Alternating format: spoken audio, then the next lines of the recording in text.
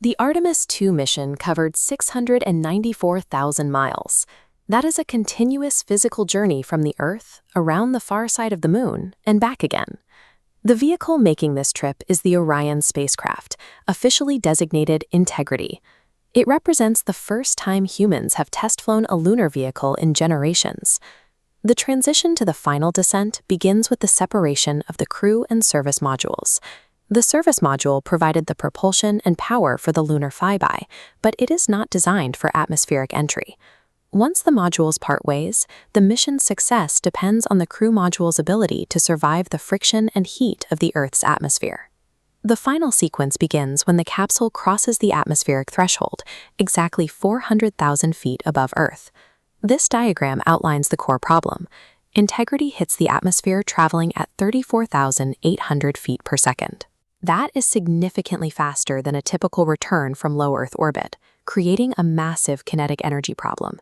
Inside this small space are 4 astronauts: Reed, Victor, Christina, and Jeremy.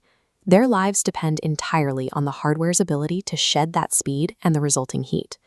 Bleeding off this massive velocity physically requires the heat shield to dissipate temperatures that would otherwise instantly vaporize the craft. It is a high-stakes test of the capsule's structural and thermal limits. Atmospheric friction burns off the worst of the initial velocity, but by the time the capsule hits the 10,000-foot mark, mechanical deceleration has to take over. The first phase relies on deploying drogue parachutes. These are relatively small, and their specific job is to grab the air and stop the capsule from tumbling. Once the capsule is stabilized, the pilot shoots fire. They do not slow the spacecraft down directly. Their sole mechanical purpose is to generate enough force to pull out the main parachutes. This vector graphic shows the deployment of the 3 massive main chutes, carrying the full weight of the spacecraft. But they cannot open all at once. Engineers use reefing, expanding the canopies in calculated increments. Fully inflating instantly would snap the lines. It is a meticulously staged sequence of fabric and drag, designed to step a cosmic velocity down to a gentle, survivable descent rate. Inside Mission Control, flight dynamics confirmed that the sequence worked, locking the parachutes into a perfect rate of descent. Then, at precisely 7:07 p.m. Central Time, after a completely flawless descent, the space capsule made impact with the Pacific Ocean.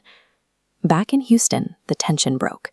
Years of high-stakes calculations and monitoring instantly turned into clear jubilation across the control room. Integrity was now safely bobbing in the water under ideal weather conditions. The physics phase of the mission was over. The recovery operation had begun. The focus now shifts from the survival of the spacecraft to the safe extraction and medical clearance of the crew inside. The recovery team was already on site, with their ship positioned just 3,000 yards away from the floating hardware. The first step of human recovery is triage. An undersea medical officer approaches the capsule, opens the side hatch, and climbs inside the cramped cabin. Shortly after, the officer broadcasted a report across the ship's audio loops. All 4 crew members were officially green. Green meant they were feeling great. It was the confirmation that their bodies had successfully endured the physical trauma of the deep space return, and they were clear to be extracted. The teams then began the careful process of pulling the astronauts out of Integrity, one by one. Commander Reed Wiseman was the last to egress. Honoring naval tradition, he waited until his crew was secure before finally exiting his ship. The 4 of them rested on the inflatable raft attached to the spacecraft, a makeshift front porch bobbing in the middle of the Pacific. This mission brings the 19th century vision of a lunar journey into a modern operational reality. By safely recovering these 4 humans, NASA has validated the shielding and recovery protocols necessary for deep space travel. With the crew back on Earth, the project moves forward with physical data to support future lunar landings.